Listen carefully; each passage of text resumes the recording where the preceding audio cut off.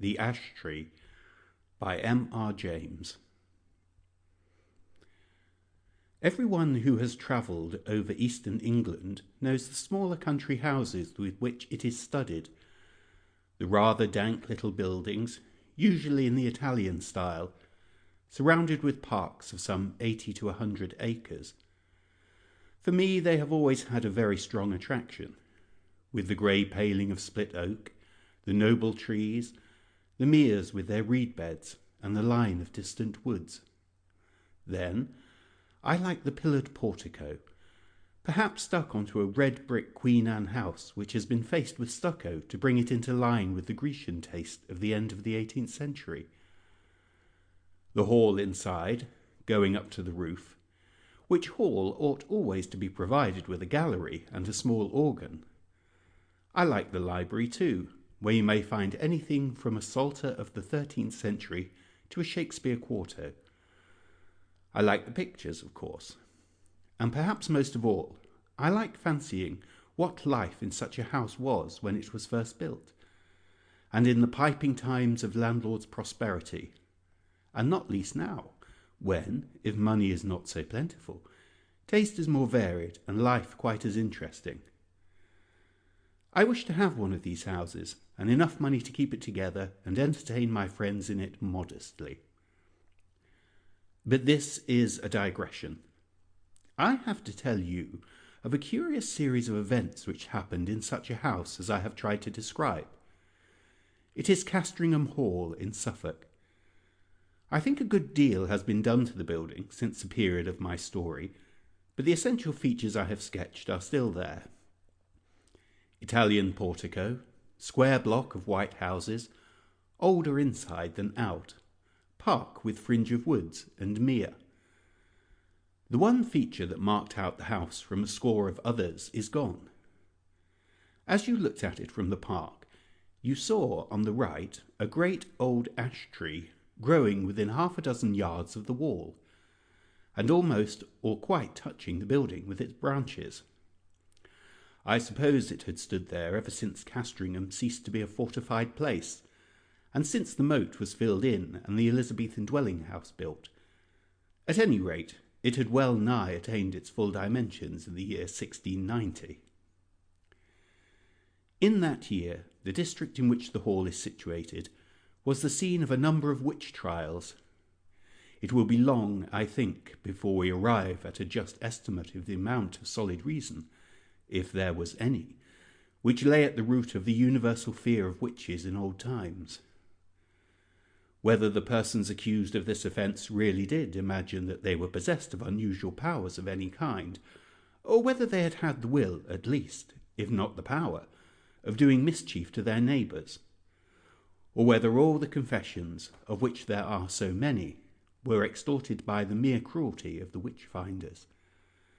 These are the questions which are not, I fancy, yet solved.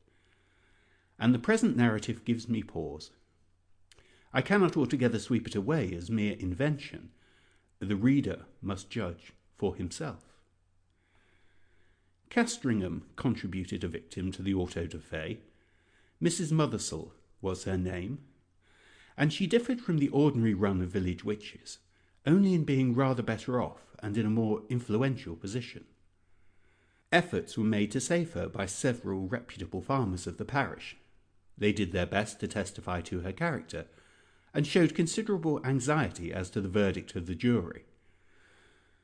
But what seems to have been fatal to the woman was the evidence of the then proprietor of Castringham Hall, Sir Matthew Fell. He deposed to having watched her on 3 different occasions from his window, at the full of the moon, gathering sprigs from the ash tree near my house. She had climbed into the branches, clad only in her shift, and was cutting off small twigs with a peculiarly curved knife. And as she did so, she seemed to be talking to herself. On each occasion, Sir Matthew had done his best to capture the woman, but she had always taken alarm at some accidental noise he had made, and all he could see when he got down to the garden was a hare running across the park in the direction of the village. On the third night he had been at the pains to follow at his best speed, and had gone straight to Mrs. Mothersole's house, but he had had to wait a quarter of an hour battering at her door, and then she had come out very cross and apparently very sleepy, as if just out of bed, and he had no good explanation to offer of his visit. Mainly on this evidence, though there was much more of a less striking and unusual kind from other parishioners, Mrs. Mothersole was found guilty and condemned to die. She was hanged a week after the trial, with 5 or 6 more unhappy creatures at Bury St. Edmunds. Sir Matthew Fell, then Deputy Sheriff, was present at the execution. It was a damp, drizzly March morning when the cart made its way up the rough grass hill outside Northgate, where the gallows stood. The other victims were apathetic or broken down with misery, but Mrs. Mothersole was, as in life so in death, of a very different temper. Her poisonous rage, as a reporter of the time puts it, did so work upon the bystanders, yea, even upon the hangman, that it was constantly affirmed of all that saw her that she presented the living aspect of a mad devil. Yet she offered no resistance to the officers of the law, only she looked upon those that laid hands upon her with so direful and venomous an aspect that, as one of them afterwards assured me, the mere thought of it preyed inwardly upon his mind for 6 months after. However, all that she is reported to have said was the seemingly meaningless words, "There will be guests at the hall," which she repeated more than once in an undertone. Sir Matthew Fell was not unimpressed by the bearing of the woman. He had some talk upon the matter with the vicar of his parish, with whom he travelled home after the assize business was over. His evidence at the trial had not been very willingly given. He was not specially infected with the witch-finding mania, but he declared then and afterwards that he could not give any other account of the matter than that he had given, and that he could not possibly have been mistaken as to what he saw. The whole transaction had been repugnant to him, for he was a man who liked to be on pleasant terms with those about him, but he saw a duty to be done in this business, and he had done it. That seems to have been the gist of his sentiments, and the vicar applauded it, as any reasonable man must have done. A few weeks after, when the moon of May was at the full, vicar and squire met again in the park, and walked to the hall together. Lady Fell was with her mother, who was dangerously ill, and Sir Matthew was alone at home, so the vicar, Mr. Crome, was easily persuaded to take a late supper at the hall. Sir Matthew was not very good company this evening. The talk ran chiefly on family and parish matters, and, as luck would have it, Sir Matthew made a memorandum in writing of certain wishes or intentions of his regarding his estates, which afterwards proved exceedingly useful. When Mr. Crome thought of starting for home, about 9:30, Sir Matthew and he took a preliminary turn on the gravelled walk at the back of the house. The only incident that struck Mr. Crome was this. They were in sight of the ash tree which I described as growing near the windows of the building, when Sir Matthew stopped and said, "What is that runs up and down the stem of the ash? It is never a squirrel. They will all be in their nests by now." The vicar looked and saw the moving creature, but he could make nothing of its colour in the moonlight. The sharp outline, however, seen for an instant, was imprinted on his brain, and he could have sworn, he said, though it sounded foolish, that, squirrel or not, it had more than 4 legs. Still, not much was to be made of the momentary vision, and the 2 men parted. They may have met since then, but it was not for a score of years. Next day, Sir Matthew Fell was not downstairs at 6 in the morning, as was his custom, nor at 7, nor yet at 8. Hereupon the servants went and knocked at his chamber door. I need not prolong the description of their anxious listenings and renewed batterings on the panels. The door was opened at last from the outside, and they found their master dead and black. So much you have guessed. That there were any marks of violence did not at the moment appear, but the window was open. One of the men went to fetch the parson, and then, by his directions, rode on to give notice to the coroner. Mr. Crome himself went as quick as he might to the hall, and was shown to the room where the dead man lay. He has left some notes among his papers which show how genuine a respect and sorrow was felt for Sir Matthew, and there is also this passage, which I transcribe for the sake of the light it throws upon the course of events, and also upon the common beliefs of the time. There was not any the least trace of an entrance having been forced to the chamber, but the casement stood open, as my poor friend would always have it in this season. He had his evening drink of small ale in a silver vessel of about a pint measure, and tonight had not drunk it out.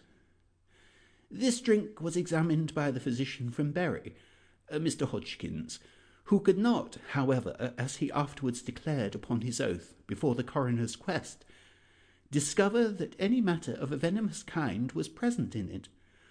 For, as was natural, in the great swelling and blackness of the corpse, there was talk made among the neighbours of poison.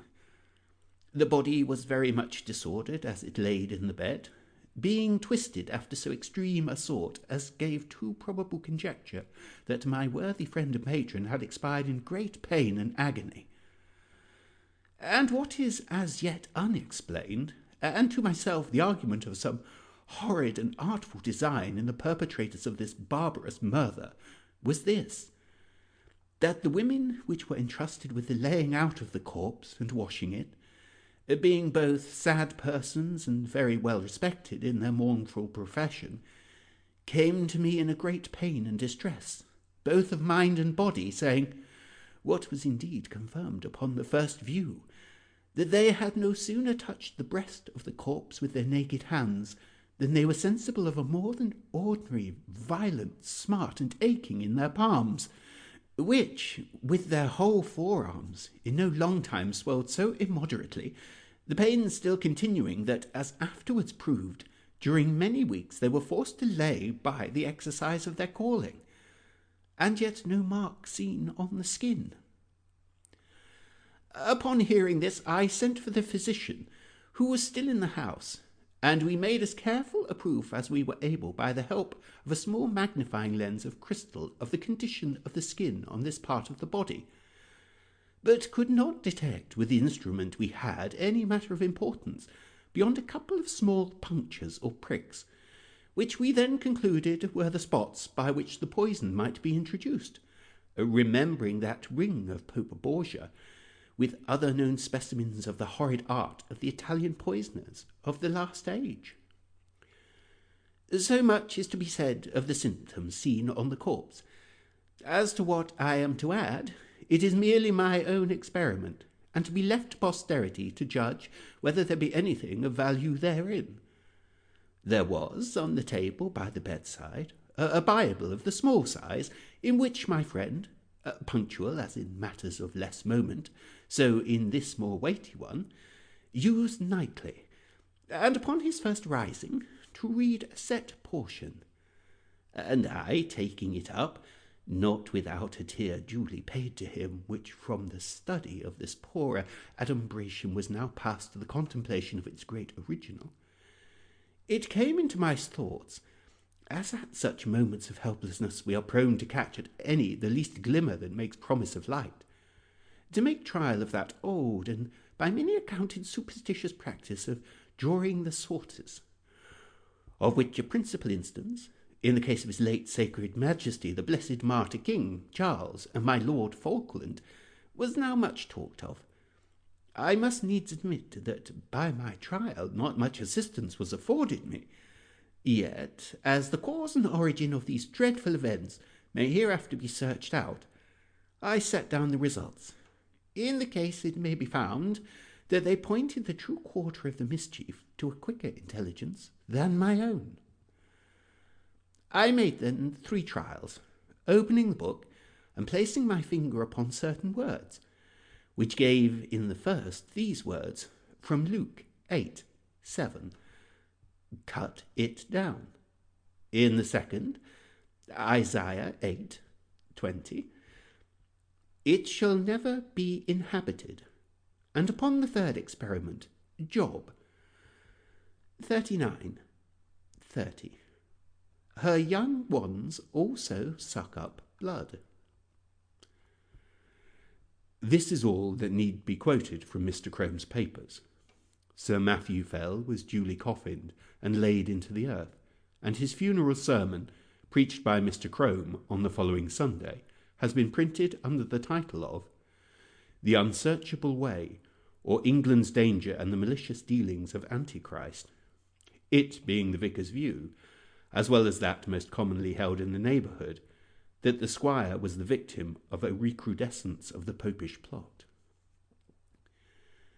His son, Sir Matthew II, succeeded to the title and estates, and so ends the first act of the Castringham tragedy.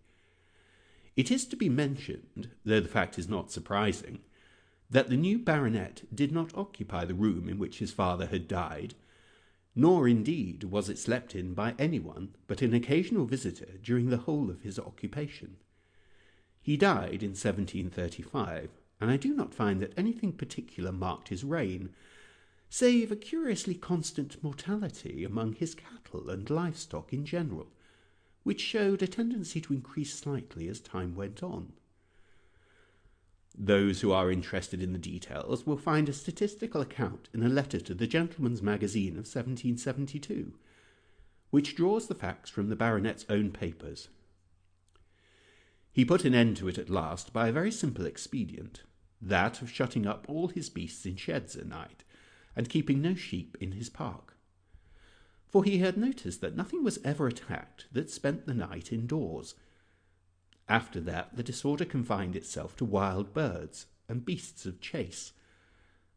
But as we have no good account of the symptoms, and as all-night watching was quite unproductive of any clue, I do not dwell on what the Suffolk farmers called the Castringham sickness. The second Sir Matthew died in 1735, as I said, and was duly succeeded by his son, Sir Richard. It was in his time that the great family pew was built out on the north side of the parish church. So large were the squire's ideas that several of the graves on that unhallowed side of the building had to be disturbed to satisfy his requirements. Among them was that of Mrs. Mothersell, the position of which was accurately known, thanks to a note on a plan of the church and yard, both made by Mr. Crome. A certain amount of interest was excited in the village when it was known that the famous witch, who was still remembered by a few, was to be exhumed, and the feeling of surprise, and indeed disquiet, was very strong when it was found out that, though her coffin was fairly sound and unbroken, there was no trace whatever inside it of a body, bones, or dust. Indeed, it is a curious phenomenon, for at the time of her burying no such things were dreamt of as resurrection men, and it is difficult to conceive any rational motive for stealing a body otherwise than for the uses of the dissecting room. The incident revived for a time all the stories of witch trials and of the exploits of the witches, dormant for 40 years, and Sir Richard's orders that the coffin should be burnt were thought by a good many to be rather foolhardy, though they were duly carried out. Sir Richard was a pestilent innovator, it is certain. Before his time the hall had been a fine block of the mellowest red brick, but Sir Richard had travelled in Italy and become infected with the Italian taste, and having more money than his predecessors, he determined to leave an Italian palace where he had found an English house. So stucco and ashlar masked the brick. Some indifferent Roman marbles were planted about in the entrance hall and gardens. A reproduction of the Sibyl's Temple at Tivoli was erected on the opposite bank of the Mere, and Castringham took on an entirely new and, I must say, a less engaging aspect. But it was much admired and served as a model to a good many of the neighbouring gentry in after years. One morning, it was in 1754, Sir Richard woke after a night of discomfort. It had been windy, and his chimney had smoked persistently, and yet it was so cold that he must keep up a fire. Also something had so rattled about the window that no man could get a moment's peace. Further, there was the prospect of several guests of position arriving in the course of the day, who would expect sport of some kind, and the inroads of the distemper, which continued among his game, had been lately so serious that he was afraid for his reputation as a game preserver. But what really touched him most nearly was the other matter of his sleepless night. He could certainly not sleep in that room again. That was the chief subject of his meditations at breakfast, and after it he began a systematic examination of the rooms to see which would suit his notions best. It was long before he found one. This had a window with an eastern aspect, and that with a northern. This door the servants would be always passing, and he did not like the bedstead in that. No, he must have a room with a western lookout, so that the sun could not wake him early, and it must be out of the way of the business of the house. The housekeeper was at the end of her resources. "Well, Sir Richard," she said, "you know that there is but one room like that in the house." "Which may that be?" said Sir Richard. "And that is Sir Matthew's, the west chamber." "Well, put me in there, for there I'll lie tonight," said her master. "Which way is it? Ah, here, to be sure." And he hurried off. "Oh, Sir Richard, but no one has slept there these 40 years. The air has hardly been changed since Sir Matthew died there." Thus she spoke, and rustled after him. "Come, open the door, Mrs. Chiddock. I'll see the chamber at least." So it was opened, and indeed the smell was very close and earthy.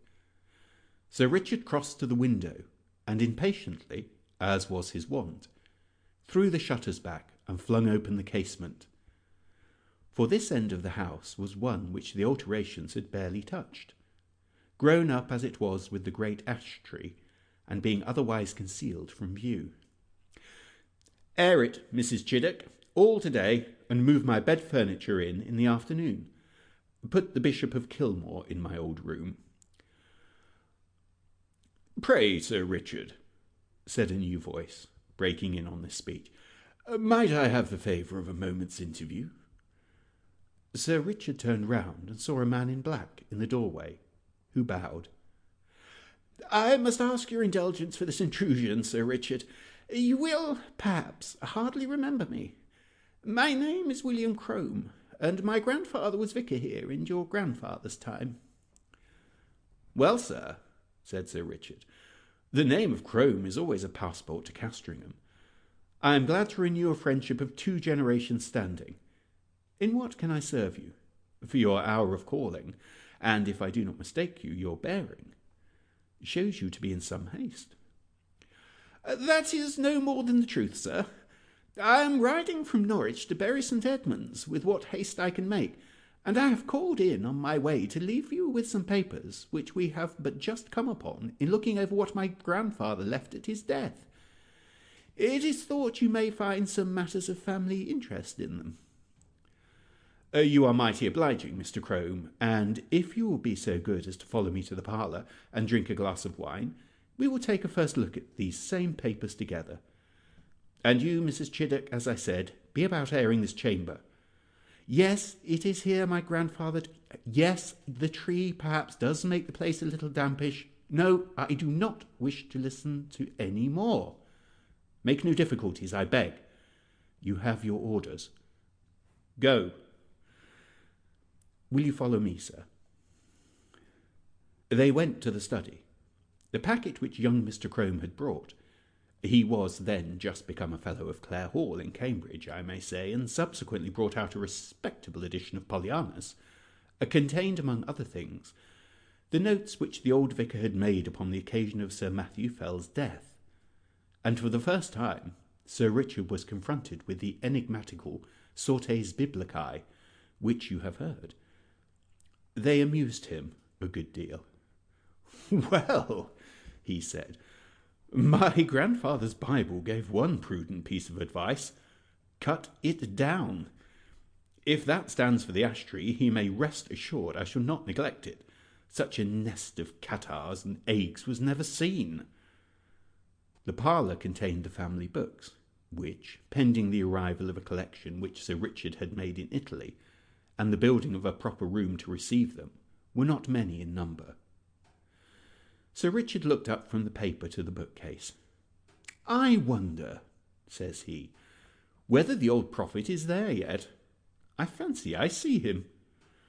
Crossing the room, he took out a dumpy Bible, which, sure enough, bore on the flyleaf the inscription, "To Matthew Fell, from his loving godmother, Anne Aldous, 2nd of September, 1659.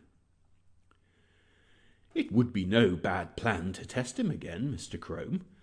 I will wager we get a couple of names in the Chronicles. What have we here? 'Thou shalt seek me in the morning, and I shall not be.' Well, well, your grandfather would have made a fine omen of that, eh? No more profits for me. They are all in a tale. And now, Mr. Crome, I am infinitely obliged to you for your packet. You will, I fear, be impatient to get on. Pray, allow me another glass." So, with offers of hospitality which were genuinely meant, for Sir Richard thought well of the young man's address and manner, they parted. In the afternoon came the guests, the Bishop of Kilmore, Lady Mary Hervey, Sir William Kentfield, etc. Dinner at 5, wine, cards, supper, and dispersal to bed. Next morning, Sir Richard is disinclined to take his gun with the rest. He talks with the Bishop of Kilmore.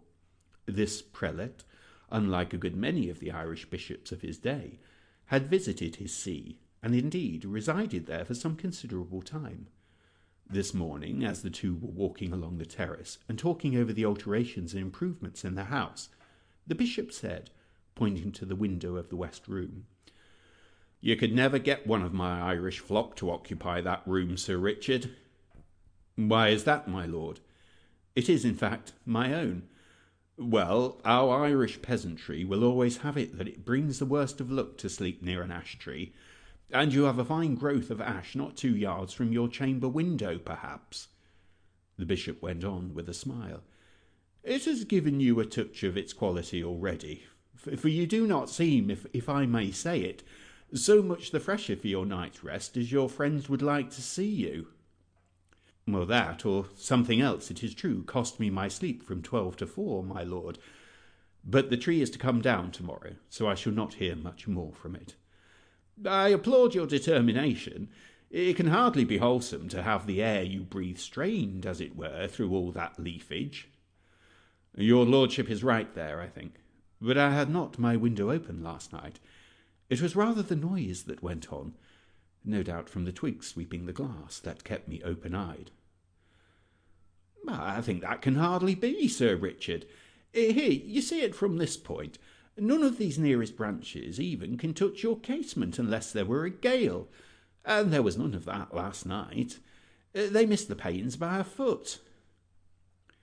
"No, sir, true. What then will it be, I wonder, that scratched and rustled so? Ay, and covered the dust on my sill with lines and marks." At last they agreed that the rats must have come up through the ivy. That was the bishop's idea, and Sir Richard jumped at it. So the day passed quietly, and night came, and the party dispersed to their rooms and wished Sir Richard a better night. And now we are in his bedroom, with the light out and the squire in bed. The room is over the kitchen, and the night outside still and warm, so the window stands open. There is very little light about the bedstead, but there is a strange movement there.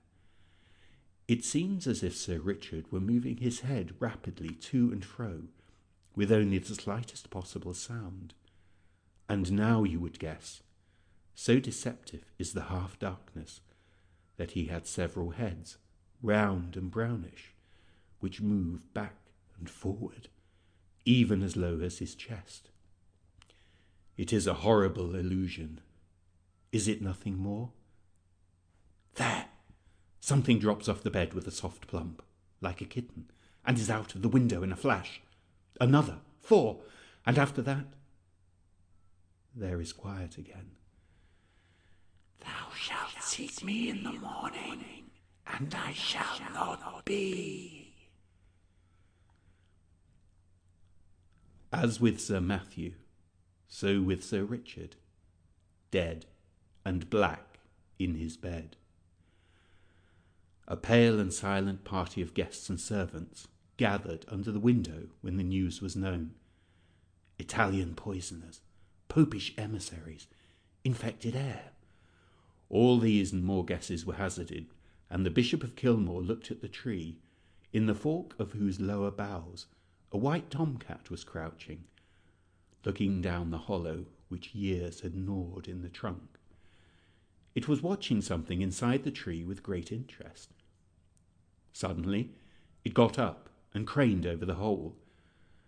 Then a bit of the edge on which it stood gave way, and it went slithering in. Everyone looked up at the noise of the fall. It is known to most of us that a cat can cry, but few of us have heard, I hope, such a yell as came out of the trunk of the great ash. 2 or 3 screams there were, the witnesses are not sure which, and then a slight and muffled noise of some commotion or struggling was all that came. But Lady Mary Hervey fainted outright, and the housekeeper stopped her ears and fled till she fell on the terrace. The Bishop of Kilmore and Sir William Kentfield stayed, yet even they were daunted, though it was only at the cry of a cat, and Sir William swallowed once or twice before he could say, "There is something more than we know of in that tree, my lord. I am for an instant search." And this was agreed upon. A ladder was brought, and one of the gardeners went up, and, looking down the hollow, could detect nothing but a few dim indications of something moving. They got a lantern and let it down by a rope. "We must get at the bottom of this. My life upon it, my lord, but the secret of these terrible deaths is there." Up went the gardener again with the lantern, and let it down the hole cautiously. They saw the yellow light upon his face as he bent over, and saw his face struck with an incredulous terror and loathing before he cried out in a dreadful voice and fell back from the ladder, where, happily, he was caught by 2 of the men, letting the lantern fall inside the tree. He was in a dead faint, and it was some time before any word could be got from him. By then they had something else to look at. The lantern must have broken at the bottom, and the light in it caught upon dry leaves and rubbish that lay there. For in a few minutes a dense smoke began to come up, and then flame, and, to be short, the tree was in a blaze. The bystanders made a ring at some yards' distance, and Sir William and the bishop sent men to get what weapons and tools they could, for clearly whatever might be using the tree as its lair would be forced out by the fire. So it was. First, at the fork, they saw a round body covered with fire, the size of a man's head, appear very suddenly, then seem to collapse and fall back. This 5 or 6 times. Then a similar ball leapt into the air and fell on the grass, where after a moment it lay still. The bishop went as near as he dared to it, and saw what but the remains of an enormous spider, veinous and seared. And as the fire burned lower down, more terrible bodies like this began to break out from the trunk, and it was seen that these were covered with greyish hair. All that day the ash burnt, and until it fell to pieces the men stood about it, and from time to time killed the brutes as they darted out. At last there was a long interval when none appeared, and they cautiously closed in and examined the roots of the tree.